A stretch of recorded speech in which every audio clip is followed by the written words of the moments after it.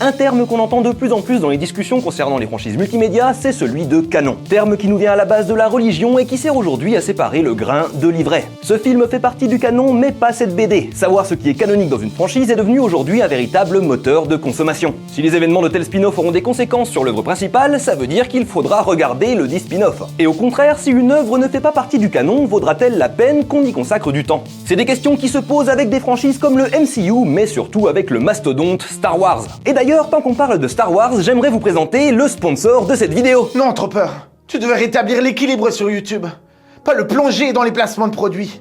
Si tu n'es pas avec moi dans ma rémunération, alors tu es mon ennemi. Cela incite est aussi absolu. Je ferai mon devoir.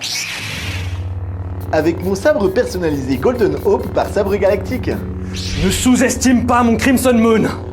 Mon pseudonyme est même gravé sur la poignée. Ce qui est possible pour toutes les personnes qui souhaiteront en commander un. Tu vois bien que t'es un méchant. Ton sabre est rouge. Tu te trompes, car tous les sabres permettent de changer la couleur de la lame, peu importe la poignée achetée. Tu oublies que les gens peuvent précommander les deux modèles du 29 octobre au 14 novembre. Et qu'ils arriveront avant le 15 décembre, tout prêt pour Noël. C'est toi qui oublies qu'avec le code promotionnel Tropper10, ils bénéficieront d'une réduction sur tous les produits du site sabregalactique.fr. Est-ce que le lien est dans la description? Oui, alors n'hésitez pas à cliquer dessus, même si le 14 novembre est passé, car le code promo sera toujours valide et qu'ils vont bientôt changer leur catalogue. Un grand merci à Sabre Galactique pour cette sponsor super cool. N'oubliez pas le code promo Tropper10 pour avoir votre propre sabre laser personnalisé. Non, je suis pas méchant. Si, t'es vraiment méchant. Même pas vrai. Mais revenons-en à nos canons. À l'origine, le canon est un terme religieux. C'est l'ensemble des textes validés par une institution religieuse qui forment la parole sacrée. Par exemple, la Bible telle qu'on la connaît est une compilation des livres considérés comme canoniques par l'Église. On parle alors de canon biblique. L'opposé de canon, c'est apocryphe. Par exemple, en dehors des 4 évangiles admis dans le canon, il y a des évangiles apocryphes attribués à chacun des apôtres de Jésus et même à sa mère, qui ne sont pas considérés comme sacrés. L'une des raisons principales pour ça, c'est qu'ils contiennent des contradictions avec le canon admis. Et on verra que c'est un souci qui revient pour le canon des franchises modernes. Ce qui ne veut pas dire qu'il n'y a pas de contradiction au sein du canon, et ça, pareil, on le verra en dehors du contexte religieux. Mais pour faire simple, ce qui est canon, c'est ce qu'une autorité a décidé de garder, et ce qui est apocryphe, c'est ce qu'elle a décidé de jeter. C'est une liste, faite ici par l'institution religieuse, de ce qui compte. Aujourd'hui, les grosses franchises multimédia construisent également un canon, parfois sous forme de liste officielle, parfois de façon plus libre et tacite. Il y a des sortes de règles implicites à la canonicité d'une œuvre de fiction. Par exemple, il y a la primauté du média. Si l'œuvre fondatrice d'une franchise est un film, les films de la même franchise ont tendance à rejoindre le canon sans problème, tandis qu'un jeu vidéo ou un roman qui se passe dans le même univers peut voir sa canonicité remise en doute. Il y a aussi les adaptations d'une œuvre dans un autre média. Par exemple, les mangas Zelda qui reprennent la trame des jeux qu'ils adaptent. Comme ils dévient de l'œuvre de base, ils sont d'office rejetés du canon. Par contre, les tristement célèbres opus sortis sur Philips CDI ont beau avoir la primauté du médium, ils ne figurent pas sur la timeline officielle de l'Hyrule Historia. Et la raison, c'est qu'ils sont pourris du cul. C'est le terme scientifique. Et c'est bête, mais ça joue aussi dans le canon. Un opus mal reçu d'une franchise peut se faire décanoniser, ou tout du moins être complètement ignoré et plus jamais référencé, comme cet ami pour lequel vous avez créé un deuxième groupe Messenger dans lequel vous parlez mal de lui. Pour rester dans le jeu vidéo, on a Devil May Cry 2, qui est généralement considéré comme un mouton noir de la franchise, et qui est plus ou moins traité comme une soirée trop alcoolisée qu'on préférerait oublier. Dans la même franchise, le reboot DMC était censé devenir la base d'un nouveau canon, mais la réception très négative des fans l'a tout bonnement fait disparaître, pourri du cul, au profit d'un retour au canon originel dans Devil May Cry 5. Et parfois, on a des éléments d'œuvres non canoniques qui sont intégrés a posteriori dans le canon. Par exemple, le Godzilla de 1998, qui a fait un flop monstre au Japon et ne faisait pas partie du canon, a été intégré dans la saga officielle sous le nom de Godzilla, pour bien le différencier de l'indétrônable lézard titulaire. Et concernant les incohérences au sein d'un canon, j'ai envie de parler de ma série préférée, Doctor Who. Quand on existe depuis 1963 et qu'on a eu des dizaines d'équipes de production différentes, c'est normal de voir des petites incohérences popper à droite à gauche. Les auteurs se contredisent, que ce soit par accident ou très volontairement par refus des choix instaurés précédemment. On citera notamment le téléfilm de 1996, qui définit le Docteur comme mi-humain, mi-alien, ce que la série de 2005 effacera d'un revers de la main. Et au vu de la popularité incroyable, non. De la révélation finale de la saison 12, il ne serait pas étonnant qu'elle soit décanonisée d'ici quelques années, quand la direction aura changé, ce qui est déjà prévu pour l'année prochaine. Le canon est donc malléable et dépend de la volonté des personnes en charge de la franchise. Si quelque chose ne leur plaît pas, rien ne les empêchera de s'en débarrasser ou de rajouter quelque chose qui avait été effacé par les précédents détenteurs du pouvoir. Et c'est d'autant plus vrai quand une franchise s'étale dans le temps. Dans le cas de Doctor Who, il y a décanonisation et recanonisation à chaque changement de producteur. Mais si vous êtes ici, nul doute que c'est le canon Star Wars qui vous intéresse en particulier. Véritable cas d'école sur le sujet, chaque fan a des raisons de voir ses poils se hérisser quand on parle des récents développements qui le concernent. En bien ou en mal, on en pense tous quelque chose. Et c'est pour ça que je vais laisser un autre fan en parler mieux que moi. Alors pendant que je vais faire mumuse avec mon sabre laser... Non, pas comme ça. Je vous invite à passer dans le salon de Flo. Transition super cool. Waouh, elle était vraiment super cool. Souvenez-vous, il n'y a pas si longtemps, dans une galaxie pas trop lointaine, le 30 octobre 2012, l'annonce du rachat de Lucasfilm par Disney pour 4,05 milliards de dollars tombe, ainsi que la nouvelle de la mise en chantier d'une nouvelle trilogie Star Wars au cinéma. Presque 2 ans plus tard, le 25 avril 2014, on apprend la création d'un nouveau label, Star Wars Legends, dans lequel on va ranger tout ce qui fait alors partie de ce qu'on appelle l'univers étendu. L'univers étendu, c'est l'ensemble des romans, comics, jeux vidéo et séries qui sont venus compléter l'univers mis en place par le biais des films. Et jusqu'alors, tout cela était canon. Mais avec la création de ce label Legends, Disney a décidé de décanoniser tout l'univers étendu. Ainsi, du jour au lendemain, le canon de la saga Star Wars n'est plus composé que des 6 premiers films, de la série animée The Clone Wars et de la future série Star Wars Rebels, dont le premier épisode sera diffusé 6 mois plus tard, ainsi que toutes les œuvres estampillées Star Wars qui sortiront à partir de ce moment. Sauf exception, on en reparlera plus tard. On est alors en droit de se poser une question.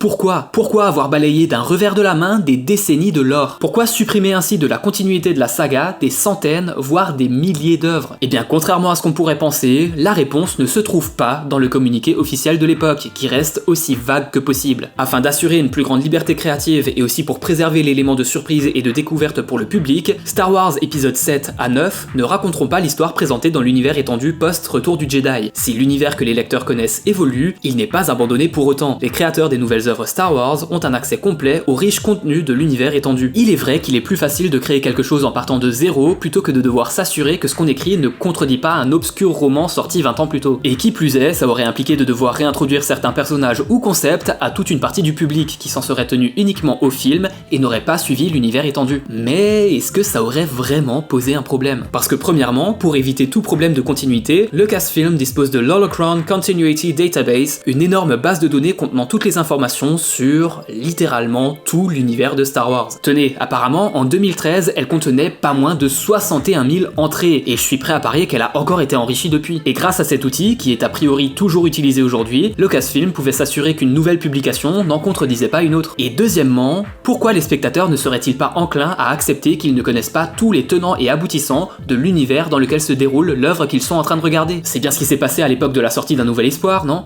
Est-ce que j'ai vraiment besoin de rappeler qu'il est fait mention dans le film d'une guerre des clones sans aucun autre élément de contexte, et ce 25 ans avant la sortie de l'épisode 2? Et pour moi, il y a un exemple très récent qui illustre assez bien les problèmes liés au canon de Star Wars. Vous avez peut-être entendu parler ou même regardé Star Wars Visions, cette série animée anthologique en 9 épisodes sortie récemment sur Disney+. Et ben il a été dit très clairement dès l'annonce de la série que celle-ci ne serait pas canon.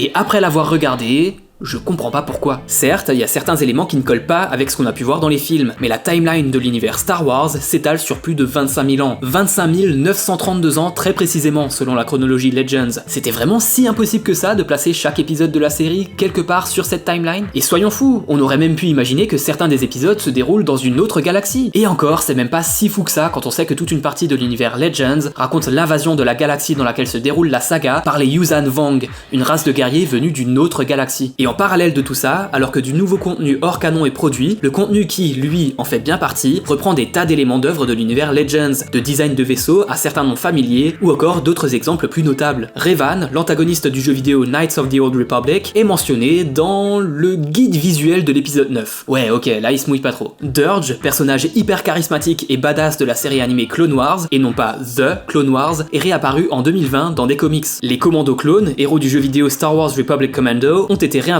dans le canon par le biais de The Bad Batch. Si vous voulez une liste complète de tous ces éléments, il y a un lien en anglais dans la description. Et il y a une source qui semble particulièrement inspirer les scénaristes. Il s'agit de la trilogie de romans La Croisade Noire du Jedi Fu, écrite par Timothy Zahn et publiée entre 1991 et 1993. Et pour cause, le dernier épisode de The Bad Batch nous montre un aperçu de la planète Wayland, apparue pour la première fois dans cette trilogie. Et même plus que ça, la race des Noghri refait son apparition dans Star Wars Rebels, tout comme le Grand Amiral Thrawn, qui est même mentionné dans The Mandalorian. Et en même même temps, cette trilogie est considérée par beaucoup de fans de la saga comme l'une des pierres angulaires de l'ancien univers étendu, puisque tout en racontant des événements qui se déroulent 5 ans après le retour du Jedi, elle introduit aussi des éléments que l'on ne verra que plusieurs années plus tard dans la prélogie, tels que l'ancienne République, ou encore des lieux emblématiques de la saga, tels que les planètes Coruscant et Kashyyyk. Et même plus que ça, la croisade noire du Jedi Fu introduit aussi de nouveaux personnages qui joueront un rôle capital dans la suite de l'univers étendu. On peut citer pêle-mêle Mara Jade, la future femme de Luke Skywalker, ou Jaina et Jacen, les jumeaux de Leia et Han Solo, ce dernier ayant d'ailleurs servi d'inspiration pour le personnage de Kylo Ren dans la postlogie. Donc on a effacé du canon toute une partie du lore de la saga, soit. On continue à créer du contenu qui ne fait pas partie du canon, pourquoi pas. On réintroduit des éléments hors continuité dans le canon, passe encore. Mais vous savez ce que c'est le plus drôle?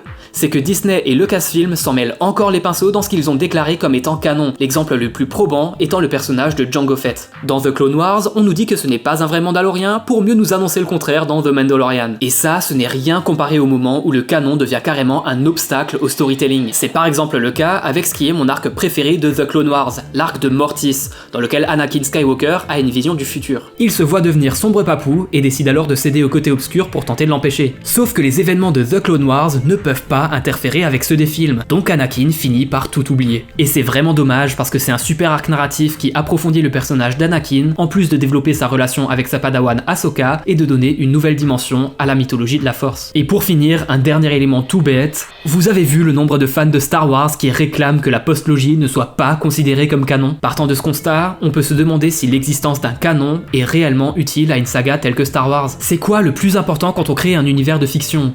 Que tout soit interconnecté au point qu'on s'en emmêle les pinceaux, ou juste le fait de raconter de bonnes histoires? Après tout, qu'est-ce que c'est la première chose que voit un spectateur qui regarde un film Star Wars? Le carton introductif qui dit « Il y a bien longtemps, dans une galaxie lointaine, très lointaine ». On dit littéralement au spectateur qu'il va voir des choses impossibles, mais que ce n'est pas grave parce qu'elles ne se déroulent pas dans son monde à lui. Ce carton introductif n'est autre que la meilleure excuse scénaristique au monde, qui permet un nombre incalculable de possibilités. Alors pourquoi ne pas s'en servir en tant que tel ? Transition super cool. Waouh, elle était vraiment super cool. Merci Flo, j'aurais pas dit mieux. Je suis très content qu'on fasse une vidéo pas canonique, comme ça tu as le droit d'être vivant. À moins que cette vidéo ne soit le nouveau canon.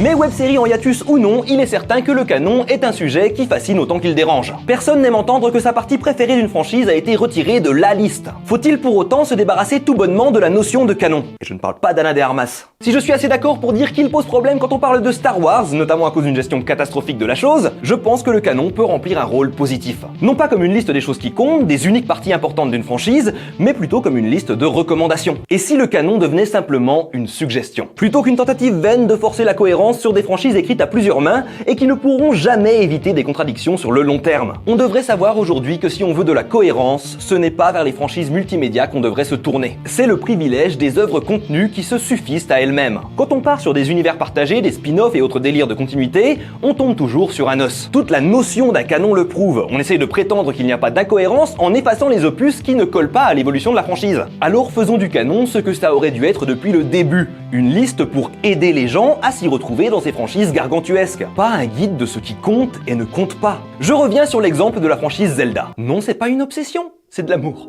Ne les écoute pas, princesse. Ils ne me comprennent pas. Pas comme toi.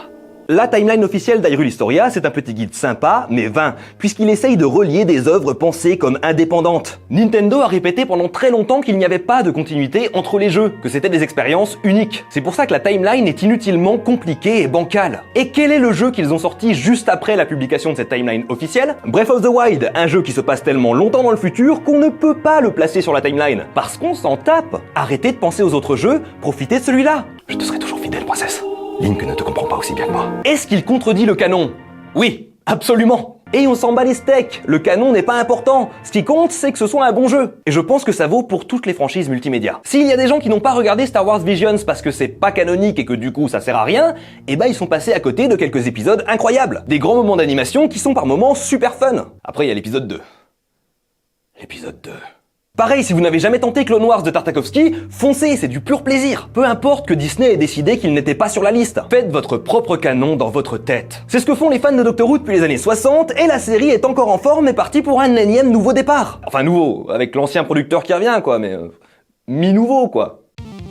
Merci à tous d'avoir regardé cette vidéo, j'espère qu'elle vous a plu. Un gigantesque merci à Flo pour sa participation et à Sabre Galactique pour avoir sponsorisé cette vidéo. Est-ce que je suis heureux d'avoir mon sabre laser personnalisé? Oui? Bien Tony, dis-leur. Est-ce que tu es heureux d'avoir ton propre sabre personnalisé? Oui, moi aussi. Voilà, maintenant tu t'en vas. Comme d'habitude, encore un gigantesque merci aux tipeurs et aux forgemaux. Vous êtes mon seul espoir, Obi-Wan Kenobi. Si l'achat d'un sabre galactique vous intéresse, les liens sont dans la description. N'oubliez pas le code promo Tropper10. À la prochaine, que la force soit avec vous. Tropper, out.